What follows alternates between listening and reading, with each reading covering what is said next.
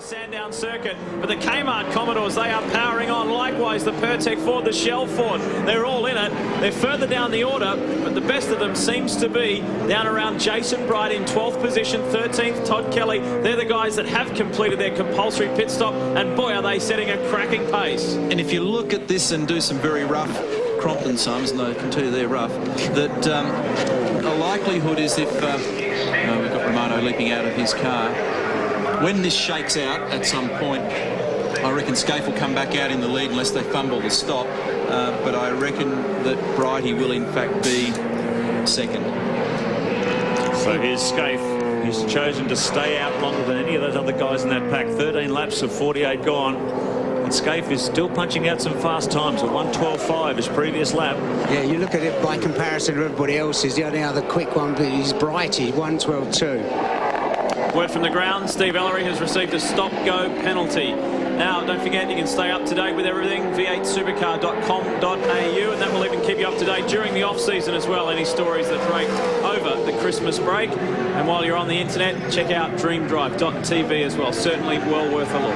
Interesting to see when Mark Scaife does decide to peel off. He'll probably try and take it up to around lap 20, lap 25. I reckon, I don't see him rushing that at all at the moment. The white woods, you look at it. He's going to keep getting traffic, and we should have a fair enough gap now.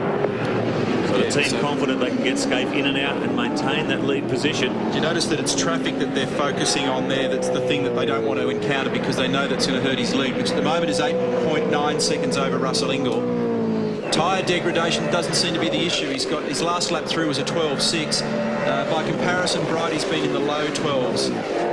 So Mark's done 14 odd laps on those tyres and they're still doing mid-12s. They're very healthy numbers. So the critical gap, if you're watching at home, you're not quite sure of the play here. Mark Scaife is leading the race, but there's still the cars behind him have to make their compulsory stops right down to Jason Bright, who's in 10th, who is the first of the cars to have made his stop. So we're going to get a bit of an overlap here. Look, there's four cars in the 12s and they're all HRT.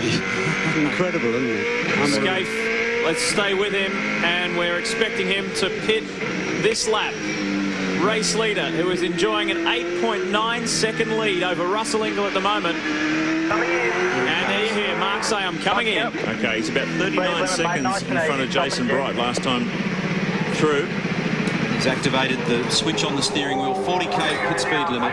It's going to be fascinating when we go to the wide shot when he comes out of pit lane to see exactly where Bright is. So even with a car that was that could be a second a lap slower, that car in front of him, but knocks a second out of his lap time, it can have a critical impact on whether he gets out in time. So they didn't chance it with the traffic. Holden Racing team well drilled. We saw some stops in the 9-second bracket earlier this morning when they were practicing. Let's check it out on the Monroe pit stop clock. Good stop by Mark Scaife.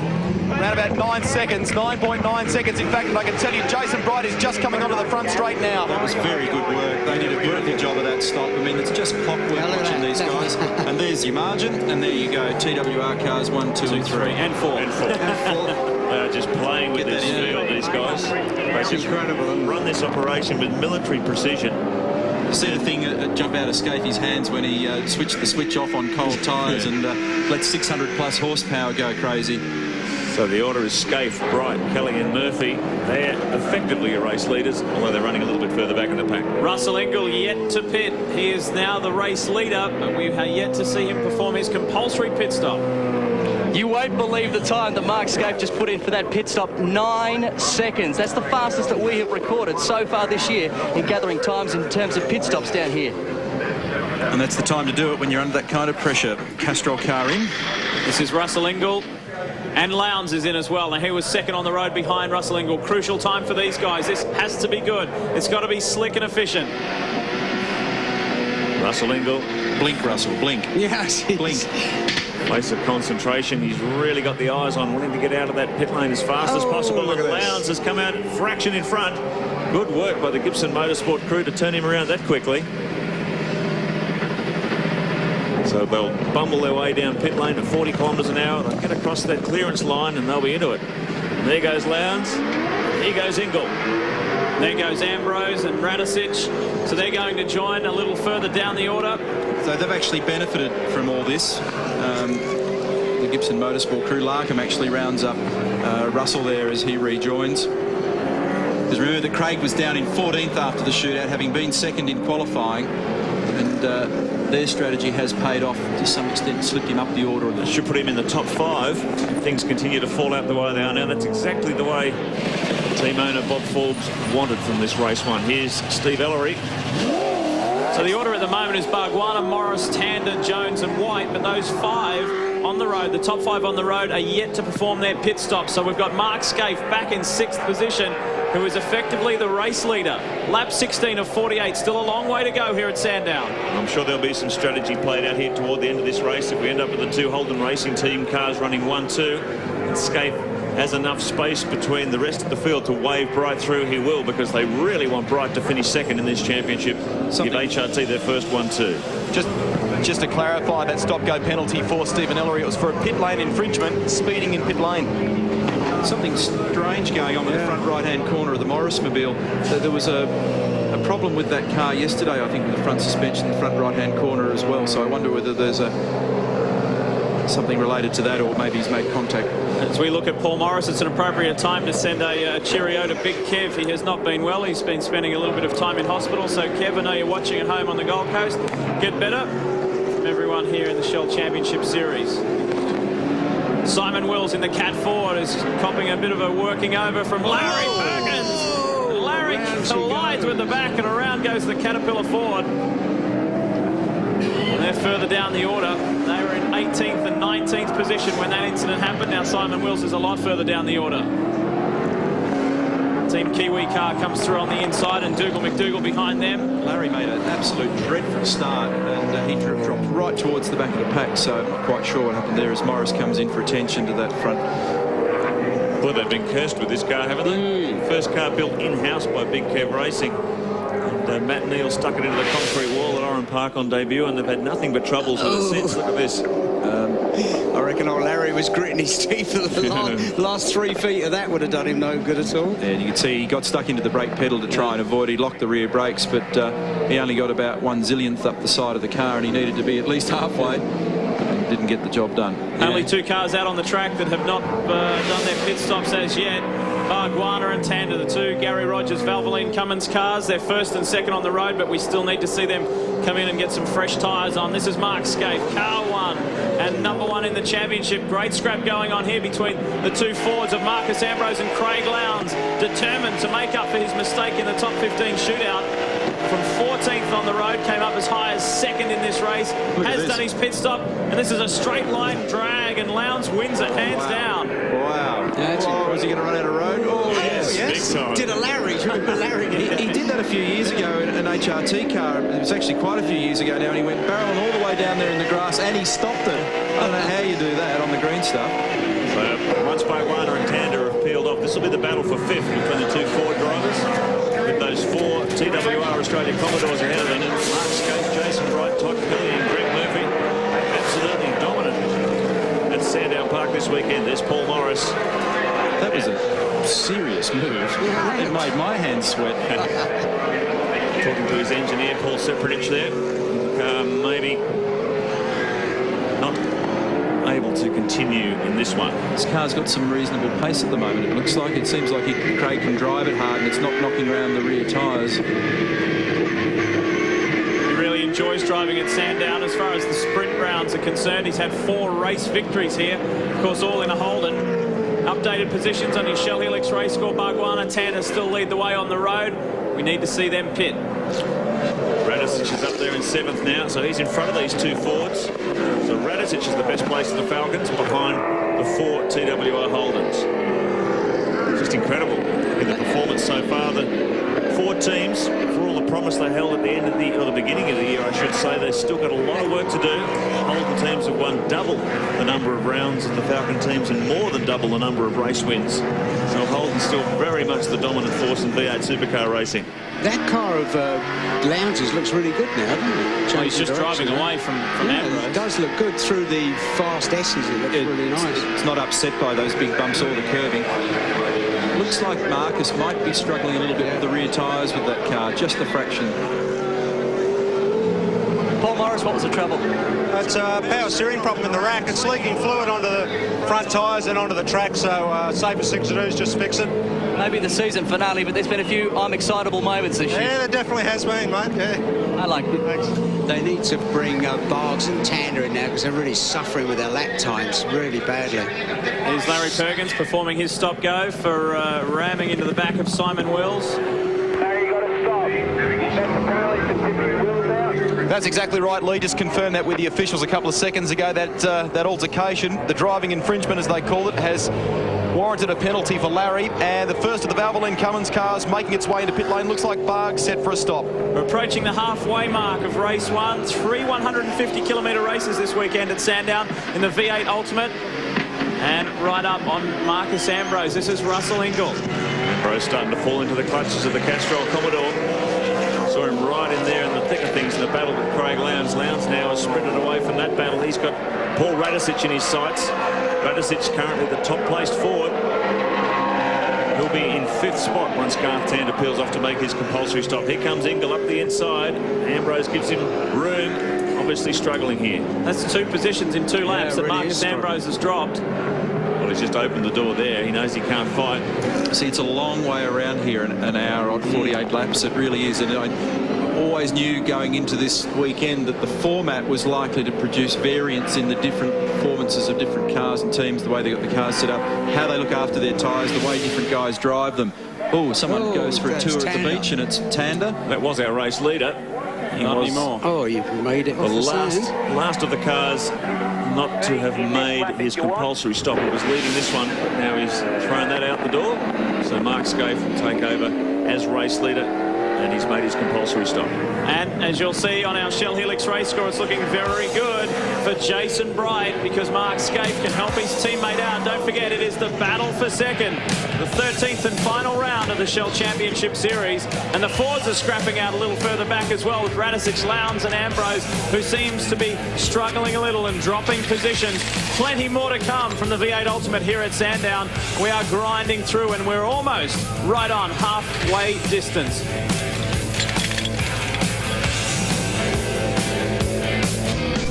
Craig Lowndes has disposed of Marcus Ambrose. The next one on his list is Paul Radicic. You're watching the battle right now for 5th. And Lowndes is really on a surge. Caught right up to Paul Radicic after that brilliant stop by the Shell team to get him out in good track position. Ford in-car camera. Look at Lowndes starting to attack the rat now.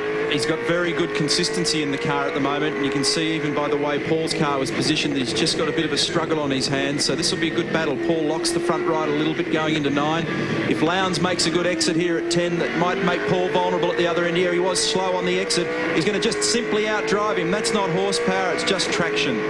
Hasn't Lowndes' car got some bite out of those turns? Really getting the paddler down well. Look at this drag race in a straight line, though. The DJR car comes back, and that is horsepower. That is horsepower. You notice the way Lowndes rests his elbow up against the door? He does the old rock thing there. And in the background is Russell Ingall. Russell is looming, and here he comes there in the background, hanging around. Now let's see if Lowndes can sort of escape from Radicic in similar fashion to Marcus Ambrose, where he simply just drove away. Look at Right that. about the corner, really good now. When you see Craig's qualifying lap, it's have to be a nightmare for him. Pushing on. Have yourself a drink. Have yourself a drink. Yeah, I'll have a rum and coke, please. They always have to remind Paul to have a drink. So often he just gets so focused on his work that he allows his body to dehydrate because he just doesn't think about having a drink. They've got to prompt him all the time. Anthony Pratt. That's at Holden turn. Right, that's safety car city again. Yeah, and it doesn't really, I don't think it's going to impact anything because all the stops are out of the way and it just brings everybody back into contact with each other. It'll actually put a bit of pressure on in a few places.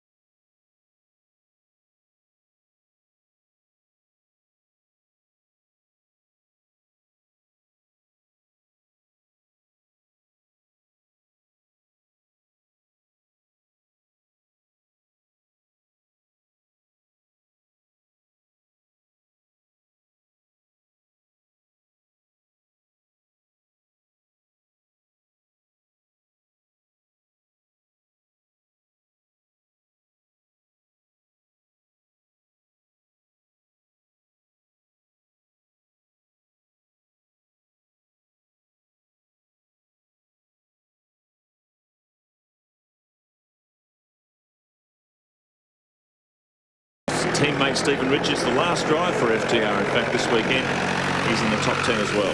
Well, someone racing a tractor out there? Either a chainsaw or something. TWR Australia came here this weekend with 5 cars, and the 5th one's off the side of the circuit. The remaining 4 are in the top 4 positions. Scaife, Bright, Kelly and Murphy. The way these cars are performing, they should prepare every Commodore in the field, I think. Neil, have you been impressed with Todd Kelly?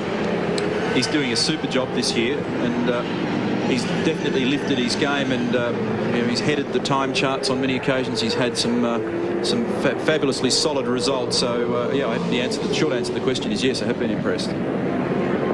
Just had a word to Ross Stone from Stone Brothers Racing, and they believe that Marcus's neck may be hurting him a little bit more than he's letting on. His times are dropping off, and you can see that once he was passed by the Castrol car, that just pulled out. He is persevering okay. They're talking to him. He's talking around. He's coping with the neck problem, but it just seems it might be affecting his times out there this afternoon.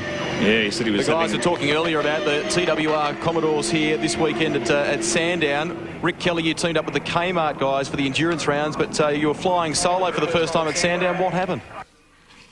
Oh, I think it was an engine at this stage, but it was good to get my first start and a few laps in and get a feel what it would have been like out there. So it was a bad luck, I guess, but I'm happy to have the start. You're in the car that Mark raced at Indy, is that right?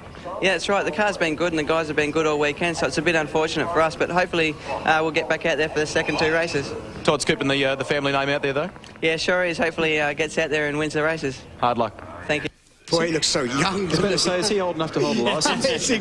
When you think back like 15 years ago, the touring car situation out here, what the average age of the driver was. You look at it now, it's unreal, isn't it? He's had his road licence for a year. He's 18. He's great prospect. And that is the younger brother of this man on screen, Todd Kelly, the 22-year-old, and Rick, 4 years younger.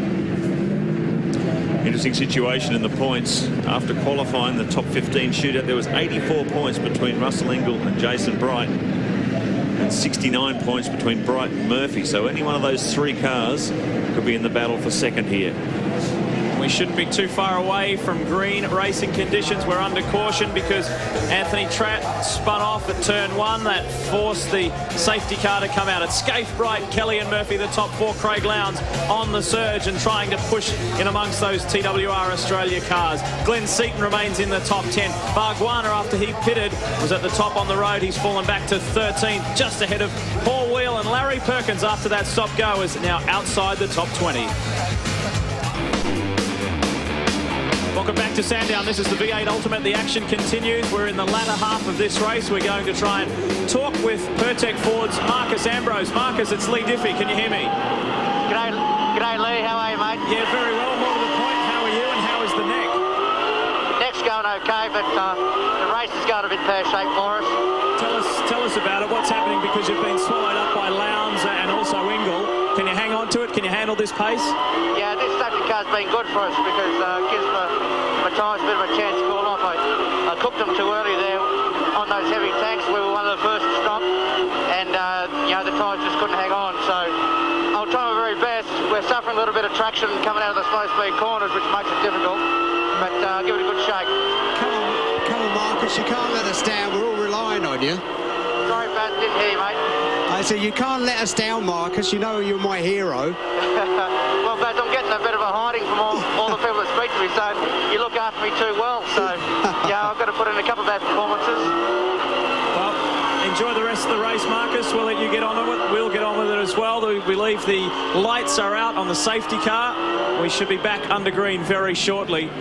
And he needs to tag onto the back of Russell Ingall to stay with this front group. Marcus makes a good point. Sometimes in the safety car periods when the tyres cool out, actually get a second life, and you can actually get back in the game again. Here we go. We're back under green. Look at the 2 HRT cars up front. Will Scaife let Jason Bright through so he can enjoy time in front and win this race, get the points. Don't forget he's scrapping for second. Look at this there now. You go. Scaife takes the inside, Bright the outside. They go side by side, but Scaife doesn't let him through. Greg Murphy goes through on Todd Kelly though, and Lowndes is hanging round. So Murph moves up to 3rd position. He's now pressing on Jason Bright, and don't forget they're two of the three that are scrapping for that runner-up position in the championship.